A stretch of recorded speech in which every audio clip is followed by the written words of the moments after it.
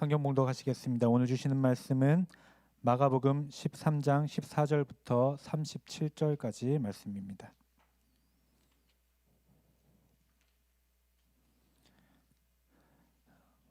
제가 가진 성경책은 신약성경 78쪽입니다. 마가복음 13장 14절부터 37절까지 말씀을 제가 먼저 읽고 교독하시겠습니다. 멸망에 가증한 것이 서지 못할 곳에 선 것을 보거든 있는 자들은 깨달을진저 그 때에 유대에 있는 자들은 산으로 도망할지어다. 지붕 위에 있는 자는 내려가지도 말고 집에 있는 무엇을 가질러 들어가지도 말며 밭에 있는 자는 겉옷을 가지러 뒤로 돌이키지 말지어다. 그날에는 아이 벤 자들과 젖 먹이는 자들에게 화가 있으리로다. 이 일이 겨울에 일어나지 않도록 기도하라. 이는 그 날이 환난의 날이 되겠습니다. 하나님께서 창조하신 시초부터 지금까지 이런 환난이 없었고 후에도 없으리라. 만일 주께서 그 날들을 감하지 아니하셨더라면 모든 육체가 구원을 얻지 못할 것이거늘 자기가 택하신 자들을 위하여 그 날들을 감하셨느니라. 그때 어떤 사람이 너에게 말하되 보라 그리스도가 여기 있다 보라 저기 있다 하여도 믿지 말라. 거짓 그리스도들과 거짓 선지자들이 일어나서 이적과 기사를 행하여 할 수만 있으면 택하신 자들을 미혹하려 하리라. 너희는 삼가라. 내가 모든 일을 너에게 미리 말하였노라. 그 때에 그 환난 후 해가 어두워지며 달이 빛을 내지 아니하며 별들이 하늘에서 떨어지며 선행이 흔들리라. 그 때에 인자가 구름을 타고 큰 권능과 영광으로 오는 것을 사람들이 보리라. 또 그때 그 천사들을 보내어 자기가 택하신 자들을 땅 끝으로부터 하늘 끝까지 사방에서 모으리라. 무화과 나무의 비유를 배우라. 그 가지가 연하여지고 잎사귀를 내면 여름이 가까운 줄 아나니 이와 같이 너희가 이런 일이 일어나는 것을 보거든 인자가 가까이 곧 문 앞에 이른 줄 알라. 내가 진실로 너희에게 말하노니 이 세대가 지나가기 전에 이 일이 다 일어나리라. 천지는 없어지겠으나 내 말은 없어지지 아니하리라. 그러나 그날과 그때는 아무도 모르나니 하늘에 있는 천사들도 아들도 모르고 아버지만 아시느니라. 주의하라 껴있으라. 그 때가 언제인지 알지 못함이라. 가령 사람이 집을 떠나 타국으로 갈 때에 그 종들에게 권한을 주어 각각 사물을 맡기며 문지기에게 깨어있으라 명함과 같으니 그러므로 깨어있으라. 집 주인이 언제 올는지 혹 저물 때든지 밤중 있는지 다굴 때 있는지 새벽일는지 너희가 알지 못함이라. 그가 호련히 와서 너희가 자는 것을 보지 않도록 하라. 깨어있으라. 내가 너에게 하는 이 말은 모든 사람에게 하는 말이니라 하시니라. 아멘. 이 시간 유한 담임 목사님께서 마가복음 43번째 시간입니다. 깨어있으라 라는 제목으로 말씀 전해주실 때 모두 큰 은혜 받으시기를 원합니다.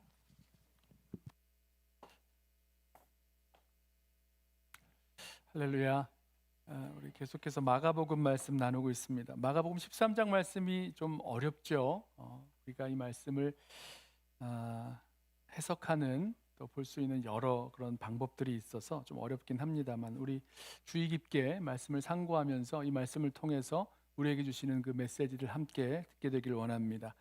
예수님께서 성전을 나오시면서 이 성전을 보고 감탄하고 있었던 제자들에게 이 성전이 다 무너지리라 말씀을 하셨습니다.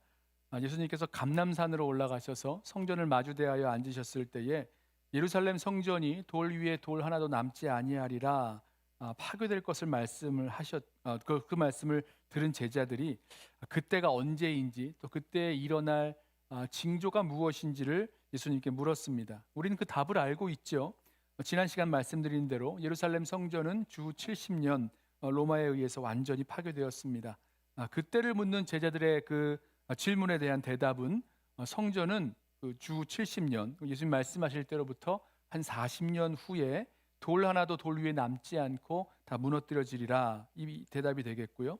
또 그 임박한 징조들이라고 한다면 예루살렘이 파괴되기 전에 그 로마 군대에 의해서 예루살렘 성이 포위된 사건이라 할 수 있을 것입니다. 하지만 제자들의 이 질문을 예루살렘 성전의 파괴될 그 시점과 그 전에 일어날 징조, 그 전조만을 묻는 그런 질문으로 국한시키기는 좀 어렵습니다. 왜냐하면 이 병행 구절인 마태복음 24장을 보면 제자들의 질문의 범위가 더 넓은 것을 우리가 알 수 있죠. 마태복음 24장 3절 말씀에 똑같은 말씀인데요. 마가복음 말씀과 똑같은 질문인데 좀 차이가 있습니다.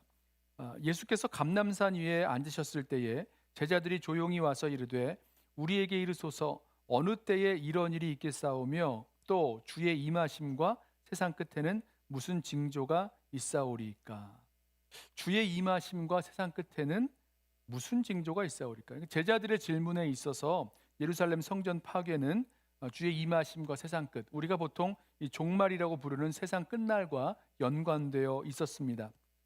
유대인인 제자들에게 유대 민족이 당할 그런 이 성전이 파괴되는 것은 곧 세상의 종말이라고 연관지어서 생각했다는 거죠. 우리는 알고 있습니다. 예루살렘 성전이 파괴되는 것과 세상의 종말, 예수님 재림하시는 그 사건 사이에는 분명히 다른 사건이라는 것 알고 있고, 또 주 70년 예루살렘 성전 파괴와 예수님의 재림, 세상의 종말 사이에는 분명한 시간적인 간격이 있다는 것 또한 우리 알고 있습니다. 하지만 이 성전 파괴와 이 세상 끝날에 있어서는요, 비슷한 점도 있어서 예루살렘 성전 심판, 그 파괴되는 것은 종말 심판의 그림자와 예표가 될 수 있습니다.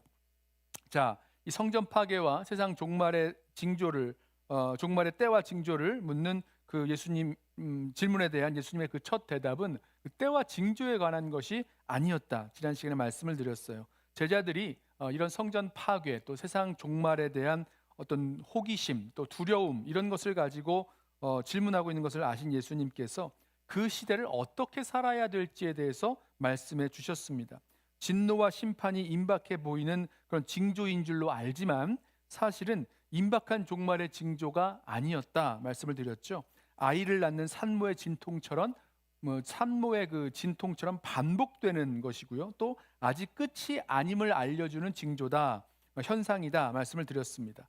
자, 이런 징조가 아닌 징조, 징조라고 할 수 없는 그 징조에 현혹돼서 잘못된 두려움이나 위기의식을 갖고 살아가지 말라 말씀하셨습니다. 기억하세요? 주의하라. 뭘요? 미혹을 받지 않도록. 두려워하지 말라. 소문이 들려올 때에. 그리고 스스로 조심하라. 박해를 받을 때에. 이런 말씀을 하셨습니다. 하나님 나라를 선포하며 종말의 때를 살아가고 있는 저와 여러분에게 주시는 명령으로도 우리 그대로 듣고 적용했지요. 우리 시대도 이 종말에 대한 호기심과 또 어떤 두려움 같은 것이 높아져 가는 세상이고, 또 자칭 재림 예수라고 말하는 사람들의 그런 미혹이 가득한 세상, 전쟁, 기근, 지진 같은 자연재해의 소문들이 계속해서 우리를 두렵게 만들기 때문입니다. 또한 여전히 예수를 믿는 그 믿음 때문에 이 박해가 계속되는 그런 나라들이 많이 있기 때문이죠. 자, 오늘 읽은 본문 말씀은요, 예수님께서 감람산에서 성전을 마주대하여 앉으셨을 때 제자들에게 하셨던 그 말씀이 계속해서 이어지고 있습니다. 예수님은 유대 땅에 임할 그 환란의 날, 그 예루살렘 성전의 심판, 그 파괴에 대해서 말씀하시고, 그 말씀하신 일들이 이 세대가 지나가기 전에 일어날 일이다 라고 분명하게 말씀을 하십니다. 30절 말씀 보세요. 30절과 31절입니다. 내가 진실로 너희에게 말하노니 이 세대가 지나가기 전에 이 일이 다 일어나리라.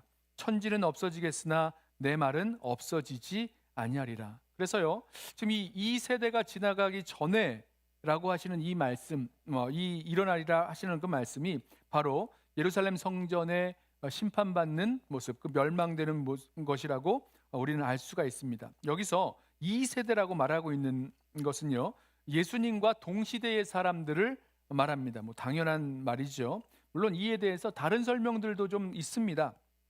예를 들면 한 세대 이상의 긴 시간을 한다거나 아니면 사람의 종류라는 의미로 설명하기도 하는데, 사실 이런 예가 그렇게 흔하지 않고요, 설득력이 좀 떨어집니다. 예수님의 답변은 분명하죠.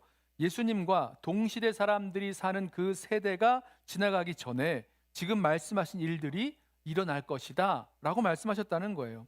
예수님은요, 자신이 하신 이 말씀이 아주 분명하게 일어날 것이라고, 확실히 일어날 것이라고 다시 한번 강조를 하십니다.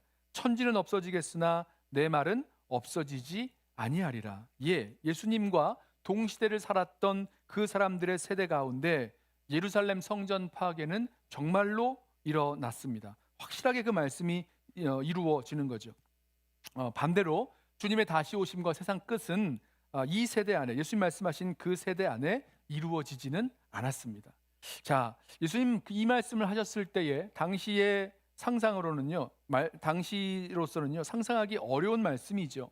실제로 예루살렘 성전이 주 70년 로마의 타이투스 장군에 의해서 완전히 파괴되었는데, 말씀 그대로 돌 하나도 돌 위에 남지 아니하고 파괴되는데, 당시로서는, 이 제자들로서는, 또 유대 사람들로서는 아주 상상하기 어려운 말씀이었을 것입니다. 자, 예수님께서 이 심판받는 예루살렘 성전, 그 성전이 파괴되기 전에 있을 징조를 말씀하시는데요, 바로 14절에 나올 말씀입니다. 임박한 징조죠. 14절, 성전이 파괴되기 전에 어떤 일이 있습니까? 멸망에 가증한 것이 서지 못할 곳에 선 것을 보게 될 것이다 라고 말씀합니다.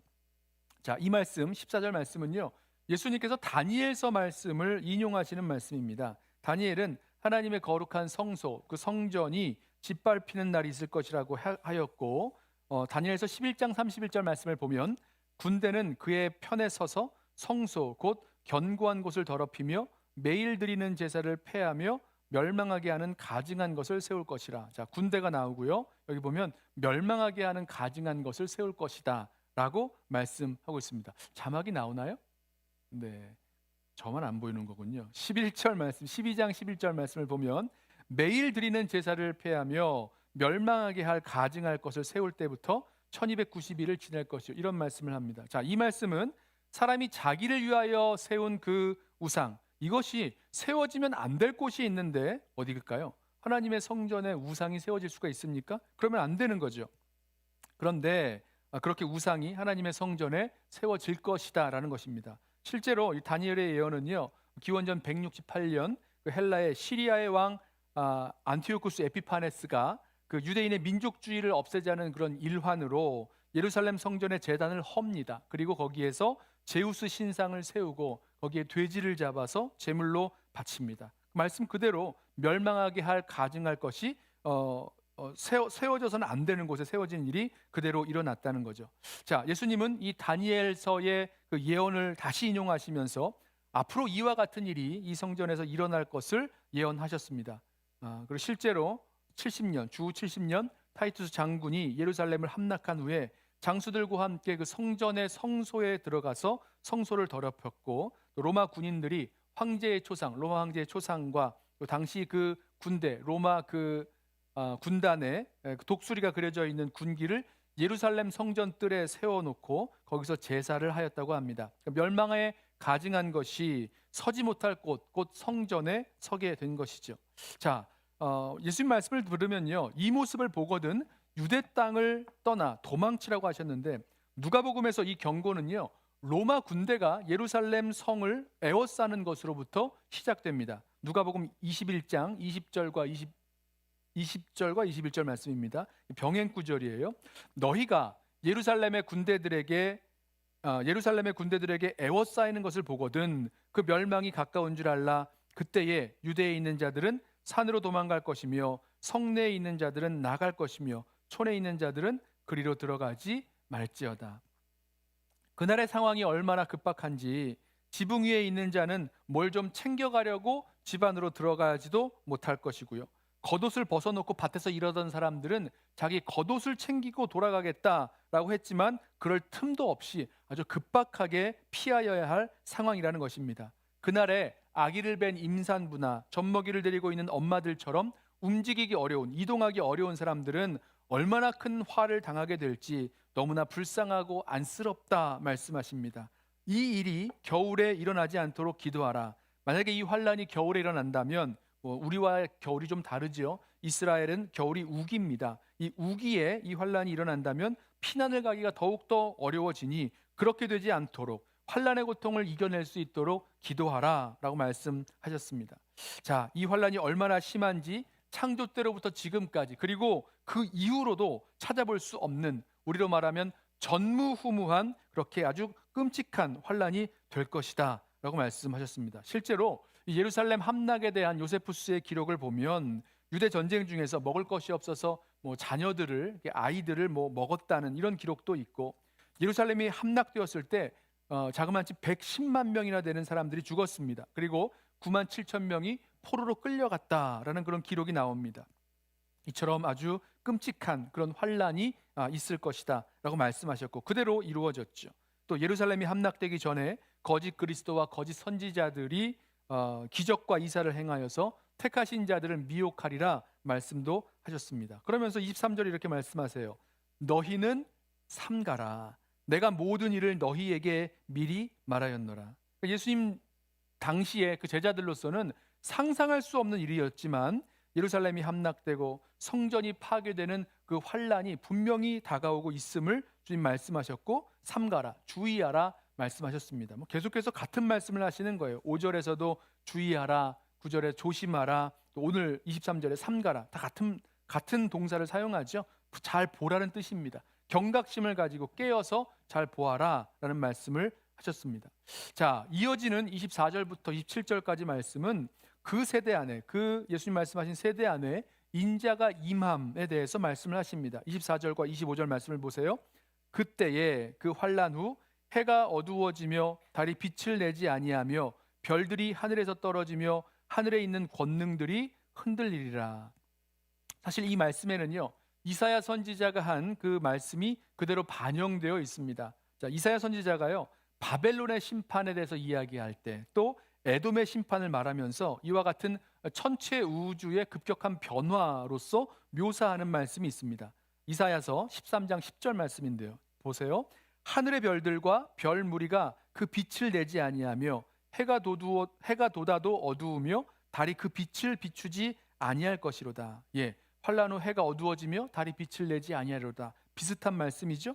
또 이사야서 34장 4절 말씀에 하늘의 만상이 사라진다라고 말씀합니다. 하늘들이 두루마리 같이 말리되 그 만상의 쇠자나무 포도나무 잎이 마름 같고 무화과나무 잎이 마름 같으리라. 아주 이 하늘에 그 있는 이 천체, 우주 천체에 있는 그런 이 별들이, 만상이 사라지고 하늘이 두루마리 같이 말리리라, 이렇게 말씀을 합니다. 여러분, 이 이사야서의 예언의 말씀은요, 그 바벨론, 하나님의 심판으로 바벨론 나라가 심판당하여 멸망당할 것을 예언한 말씀이고요, 또 에돔 나라가 하나님의 심판으로 멸망당할 것을 예언하고 있는 말씀입니다. 그리고 말씀대로 바벨론 나라가 멸망당하죠. 그리고 에돔 나라가 다 멸망을 당합니다. 그런데 한번 생각을 해보시죠. 그렇다고 해서 이 말씀 그대로 해와 달과 별이 더 이상 빛이 나지 않게 되었다거나 하늘에 있는 별들이 떨어진다거나 이런 일들은 일어나지 않았습니다. 무슨 말씀 드리려는 것이냐면, 이사야 선지자가 이방 나라의 심판, 이 나라가 심판을 받고 멸망당하는 것을 아주 엄청난 천체 우주의 변화로 묘사하고 있다는 거예요. 그러니까 성전 파괴 역시 하나님의 심판이잖아요. 그래서 이 하나님의 심판인 성전 파괴 역시 구약 선지자의 방식을 따른다면 이와 같이 이 성전의 심판과 멸망을 묘사할 때도 천체 우주의 변화로 묘사할 수 있다는 것입니다. 그것으로 예언할 수 있다는 거죠. 또 26절을 보시면 그때에 인자가 구름을 타고 큰 권능과 영광으로 오는 것을 사람들이 보리라 말씀하는데, 이 말씀 역시 다니엘서 7장의 말씀을 반영하고 있습니다. 다니엘서 7장 13절과 14절, 유명한 말씀인데요, 한번 보실까요? 내가 또 밤 환상 중에 보니 인자 같은 이가 하늘 구름을 타고 와서 옛적부터 항상 계신 이에게 나아가 그 앞으로 인도되매 그에게 권세와 영광과 나라를 주고 모든 백성과 나라들과 다른 언어를 말하는 모든 자들이 그를 섬기게 하였으니 그의 권세는 소멸되지 아니하는 영원한 권세요 그의 나라는 멸망하지 아니할 것이니라. 자, 다니엘서의 이 말씀은요, 인자 같으니, 인자죠. 이 인자의 왕위 등극 장면입니다. 인자가 땅으로 오는 것이 아니라 그 권세와 영광, 그 왕으로서의 권세와 영광을 받기 위해서 하나님께로 나아가는 상황을 묘사하고 있죠. 그 결과 온 세상이 그 인자 같으니 인자의 왕권을 알게 된다라고 기술하고 있습니다. 자, 그렇다면 예루살렘 성전 파괴는 이 인자, 이 예수님이죠. 예수님의 그 심판으로 예수님의 왕적인 권세가 드러나는 사건으로, 심판 행위로 우리가 볼 수 있습니다. 결국 다니엘서 7장 13절과 14절에서 말씀하고 있는 그 인자의 오심은 제자들의 그 세대 가운데, 역사 가운데 이루어질 그리스도의 왕권이 시행되는 모습, 아주 심판과 또 파괴의 모습으로 그 예수님의 그 왕권이 보여지는 모습으로 우리가 볼 수 있습니다. 이어지는 말씀도 그때에 그가 천사들을 보내어 자기가 택하신 자들을 땅 끝으로부터 하늘 끝까지 사방에서 모으리라 이라는 말씀도 이 왕권을 받으신 인자 예수님이죠. 예수님께서 새로운 하나님의 백성을 불러 모으시는 그 구원과 선교의 역사, 그것을 완성하시는 것으로 보실 수 있습니다. 자, 복잡하시죠? 무슨 말인지 헷갈리시나요? 24절부터 27절까지의 말씀을 예수님의 재림과 세상 끝날에 일어날 모습으로 보는 것이 아니라 구약 선지자들을 반영하는 심판과 또 성전 파괴의 말씀으로 우리가 읽을 수 있다라는 것입니다. 그 이후에 나오는 무화과나무의 비유를 한번 들어보세요. 예수님께서 무화과나무의 비유를 배우라라고 하시면서 28절과 29절에 이렇게 말씀하십니다. 무화과나무의 비유를 배우라. 그 가지가 연하여지고 잎사귀를 내면 여름이 가까운 줄 아나니 이와 같이 너희가 이런 일이 일어나는 것을 보거든 인자가 가까이 곧 문 앞에 이른 줄 알라. 자, 무화과나무가 이제 봄이 되면 물이 올라오고 그러면서 잎이 돋아나기 시작한답니다. 그런데 팔레스타인은 봄이 짧아서요. 무화과나무에서 잎이 돋아나기 시작하면 곧 여름이 다가올 것을 알 수 있다는 거죠. 그러니까 이 잎사귀가 나왔다. 그러면 곧 여름입니다. 바로 앞에 있다는 거예요. 봄이 굉장히 짧습니다. 이처럼 지금 말씀하신 일들, 멸망에 가증한 것이 서지 못할 곳에 서고 예루살렘을 군대가 포위하고 거짓 그리스도와 거짓 선지자들이 택하신 자들을 미혹하는 일들이 나타나고, 자, 그렇다면 인자가 가까이 온 것 무엇입니까? 예루살렘의 심판과 멸망이 이른 줄을 알라. 이렇게 말씀하신다는 거예요. 자, 계속 복잡하신 분들이 있으실 텐데 여러분, 예루살렘 성전 심판으로 파괴될 그 사건과 그 예루살렘 성전이 파괴되는 사건과 징조들, 이것과 세상 끝날 예수님께서 다시 오실 때의 재림 사건의 그 징조와 유사하게 보이는 이유들이 있습니다. 사실 이 성전 심판과 파괴가 세상 끝날의 그림자와 예표가 된다, 이미 말씀을 드린 이유가 여기 있죠. 성경 곳곳에 나온 예수님 다시 오실 때의 그 세상 끝날의 모습과 이 모습이 이렇게 오버랩되기 때문입니다. 한번 들어보세요. 데살로니가 후서 2장 1절부터 4절까지 말씀인데요, 이렇게 말씀합니다. 형제들아, 우리가 너희에게 구하는 것은 우리 주 예수 그리스도의 강림하심과 우리가 그 앞에 모임에 관하여 영으로나 또는 말로나 또는 우리에게서 받았다 하는 편지로나 주의 날이 이르렀다고 해서 쉽게 마음이 흔들리거나 두려워하거나 하지 말아야 한다는 것이라. 여러분, 지난주일 말씀과 같은 말씀하고 있는 거죠. 이어지는 말씀입니다. 누가 어떻게 하여도 너희가 미혹되지 말라. 먼저 배교하는 일이 있고 저 불법의 사람 곧 멸망의 아들이 나타나기 전에는 그 날이 이르지 아니하리니 그는 대적하는 자라. 신이라고 불리는 모든 것과 숭배함을 받는 것에 대항하여 그 위에 자기를 높이고 하나님의 성전에 앉아 자기를 하나님이라고 내세우느니라. 자, 요 마지막 부분이요. 하나님의 성전에 앉아 자기를 하나님이라고 내세우느니라. 마치 멸망에 가증한 것이 서지 못할 곳에 선 것과 아주 비슷한 모습으로 우리가 볼 수 있습니다. 또 있어요.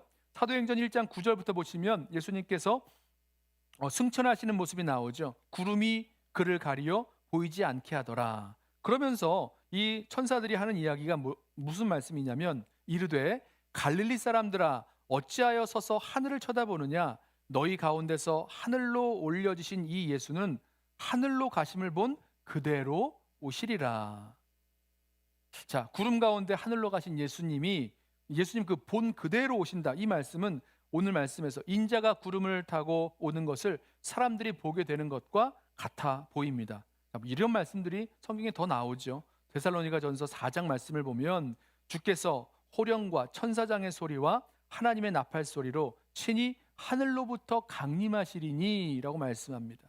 또 계시록 1장 7절에 분명히 말씀하죠. 볼지어다 그가 구름을 타고 오시리라. 각 사람의 눈이 그를 보겠고 그를 찌른 자들도 볼 것이요 땅에 있는 모든 족속이 그로 말미암아 애곡하리니. 그러니까 구름 타고 오시리라라고 성경에서는 여러 곳에서 말씀하고 있습니다. 그러니 오늘 나오는 인자가 오시는 그 말씀이 인자가 구름을 타고 오는 것을 사람들이 보게 되는 것. 이게 예수님께서 마지막 날 오시는 그 모습과 이렇게 오버랩 되기 쉽죠. 또 베드로후서 3장 10절 말씀을 보면 이런 말씀이 있어요. 그러나 주의 날이 도둑같이 오리니 그 날에는 하늘이 큰 소리로 떠나가고 물질이 뜨거운 물에 풀어지고 땅과 그 중에 있는 모든 일이 드러나리로다. 자, 이것을 보시면 예수님께서 다시 오실 때 이 천체 우주의 변화를 예상하는 말씀으로, 자, 하늘이 큰 소리로 떠나간다라는 이 말씀이요, 이런 우주의 변화, 천체 우주의 변화를 예상하는 말씀으로 우리가 볼 수 있기 때문입니다. 그런데 드리려는 말씀은요, 이것입니다.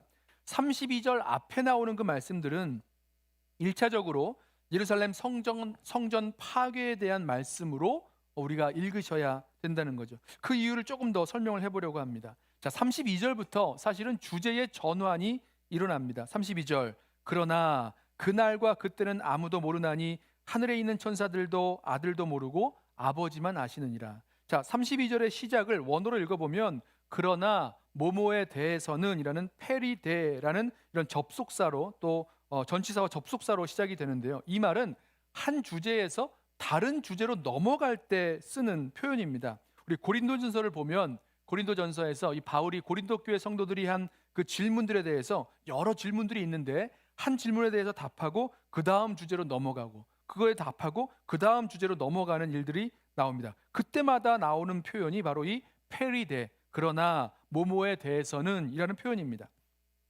자, 고린도전서 7장 1절을 보면 너희가 쓴 문제에 대하여는, 그러니까 앞에서 말한 주제와는 다른 주제가 시작되는 거죠. 또 고린도전서 7장 25절에 처녀에 대하여는 주제가 바뀝니다. 결혼에 대해서 또 주제가 바뀝니다. 8장 1절에 우상의 제물에 대하여서는 주제가 바뀌죠. 12장 1절에 신령한 것에 대하여서는 바뀝니다. 16장 1절에 연보에 관하여서는, 자, 헌금에 대해서, 자, 이렇게 주제를 바꿀 때 쓰는 표현이 오늘 이 32절을 시작할 때 쓴 페리데, 그러나 그날과 그때에 대하여서는 이라는 그런 표현입니다. 자, 무슨 말씀이냐면 32절에서 그날과 그때에 대한 주제로 그 내용이 바뀐다라는 거예요.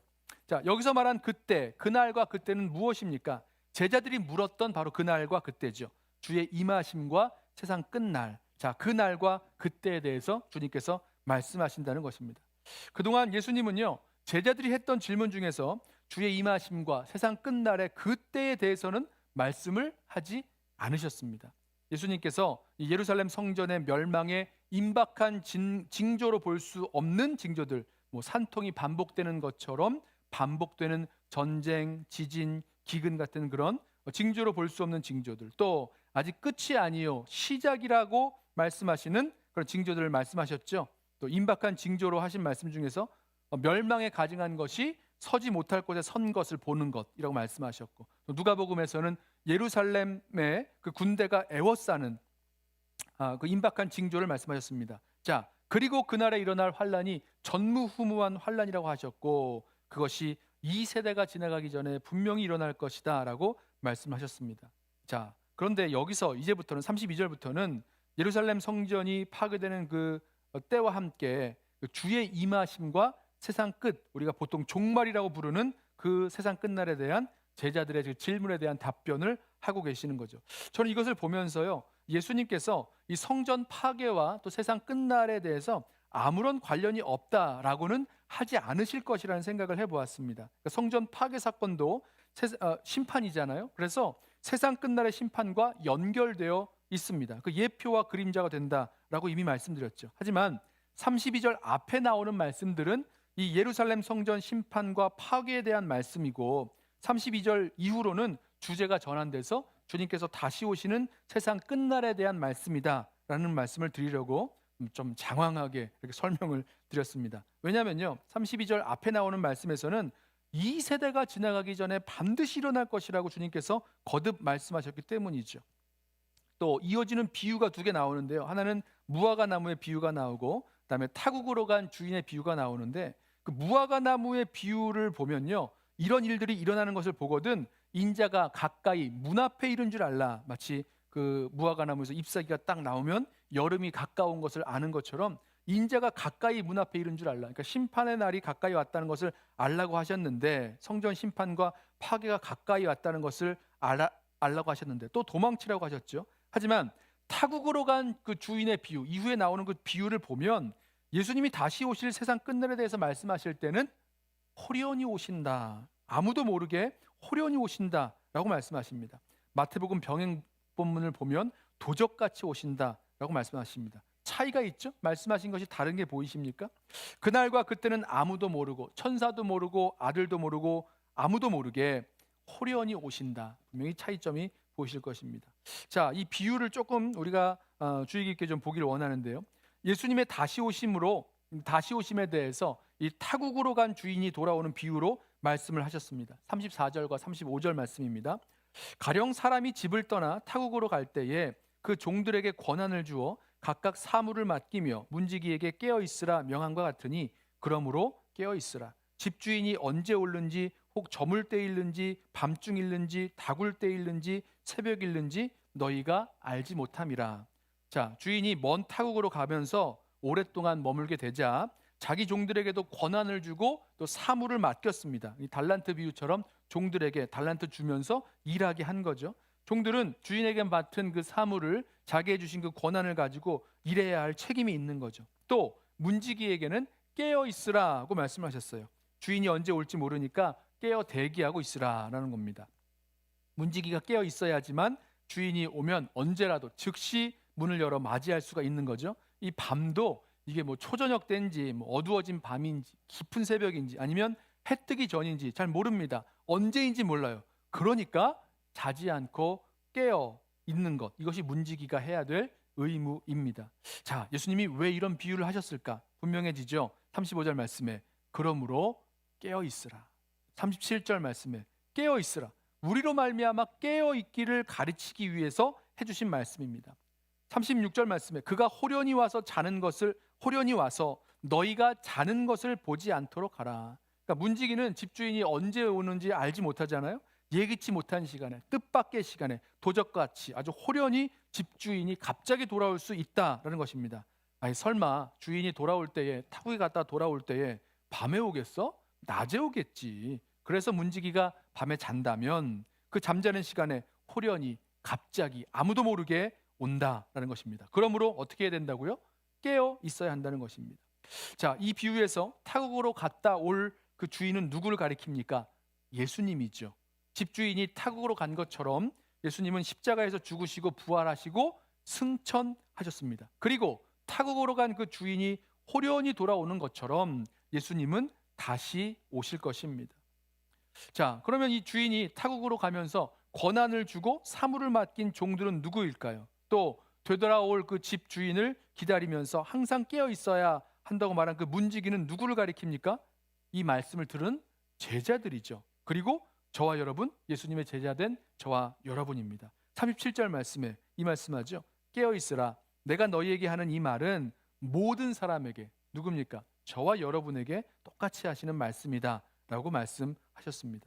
저는 말씀을 보면서 그렇다면 우리 보고 깨어 있으라고 하시는데, 여기에서 비유적인 표현인데요, 깨어 있지 못하고 영적으로 잠들어 있는 모습은 대체 무엇인가 생각해 보지 않을 수가 없죠. 자, 그 영적인 잠에 빠져 있는 모습이 병행 구절인 마태복음 24장에서 이렇게 나옵니다. 잘 들어보세요. 24장 37절부터 39절의 말씀인데요. 노아의 때와 같이 인자의 임함도 그러하리라. 홍수 전에 노아가 방주에 들어가던 날까지 사람들이 먹고 마시고 장가들고 시집가고 있으면서 홍수가 나서 그들을 다 멸하기까지 깨닫지 못하였으니 인자의 임함도 이와 같으리라. 홍수가 나서 그들을 멸하기까지 깨닫지 못하고 있는 이 모습, 이게 바로 영적인 깊은 잠에 빠져 있는, 잠자고 있는, 깨어 있지 못한 모습이라는 것입니다. 사람들이요, 먹고 마시고 장가들고 시집가는 거, 이게 죄는 아니죠. 하지만 이 노아의 때 사람들은 자기의 그 일상에 빠져서 일상생활에 여념이 없어서 임박한 심판에는 전혀 관심을 두지 못하고 있었다는 뜻입니다. 우리도 마찬가지죠. 우리 삶 속에 너무 깊이 빠져 있어서 이 땅을 살아가는 것이 우리의 전부인 양 생각하면서 주님의 심판과 다시 오실 그 날을 염두에 두지 않고 살 수 있다는 것입니다. 그러면 깨어 있지 못하는 거죠. 잠들어 있다는 것입니다. 노아가 방주를 지으면서 이제 말씀을 보면 사람들에게 분명히 이 경고의 말씀을 전한 것으로 보입니다. 그런데 사람들이요, 이 노아가 전해주는 이 말에 전혀 귀를 기울이지 않는 것입니다. 하나님의 심판에 대한 말씀이죠. 믿지 않았어요. 노아의 경고를 아주 우습게 여겼습니다. 그러다가 시집가고 장가가고 먹고 마시고 그러다가 그렇게 일상에 깊이 빠져 있다가 결국 노아의 가족 외에는 모두가 다 멸망당하고 말았죠. 예수님 다시 오실 때도 이와 같으리라 라고 말씀하셨습니다.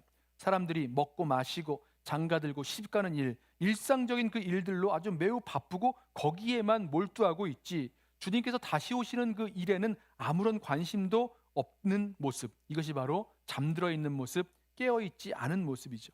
누가복음 병행구절인 누가복음 21장에서도 같은 말씀을 해요. 34절부터 35절 말씀 보시면 너희는 스스로 조심하라. 그렇지 않으면 방탕함과 술 취함과 생활의 염려로 마음이 둔하여지고 뜻밖의 그날이 덫과 같이 너희에게 임하리라.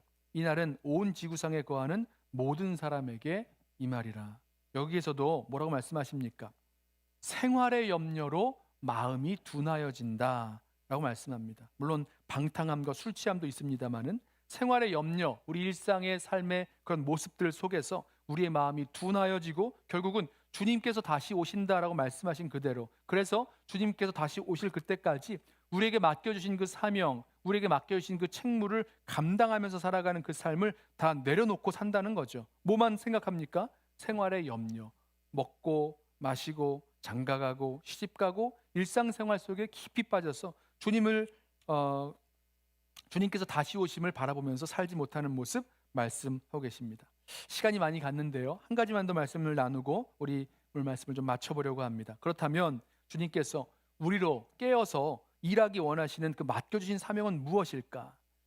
주님은 아무도 멸망하지 않기를 원하시고요, 또 우리 지난 시간 읽었던 말씀처럼 복음이 먼저 만국에 전파된 후에 그때야 다시 오시겠다. 그제야 끝이 되리라라고 말씀하신 것처럼 우리가 깨어서 해야 할 일, 우리에게 맡기신 일이 있다면 바로 우리가 예수 그리스도의 복음을 전해야 될 것입니다. 때가 찼고 하나님 나라가 가까웠으니 회개하고 복음을 믿으라. 이 말씀을 증거하면서 살아갈 수 있는, 우리가 깨어 있어야지만 이 말씀을 증거하면서 살아갈 수 있습니다. 자, 말씀을 좀 정리하고 마쳐 보겠습니다. 주님, 성도 여러분, 주님께서 다시 오실 것입니다. 언제 오실는지는 우리가 알지 못해요. 하지만 그렇기 때문에 우리는 깨어 있어야 합니다. 방탕함이나 술 취함이나 혹은 생활의 염려 때문에 마음이 둔해져서 깊은 잠에 빠져 계시면 안 되는 거죠. 주님께서 맡겨주신 그 사명, 복음 증거의 사명, 또 주님의 오심을 깨어 알릴 수 있는 그런 문지기와 같은 그 사명 잘 감당하는 충성스러운, 그리고 주님의 오심을 기다리며 깨어 살아갈 수 있는 저와 여러분 되시기를 예수님의 이름으로 부탁하며 축원합니다. 기도하겠습니다.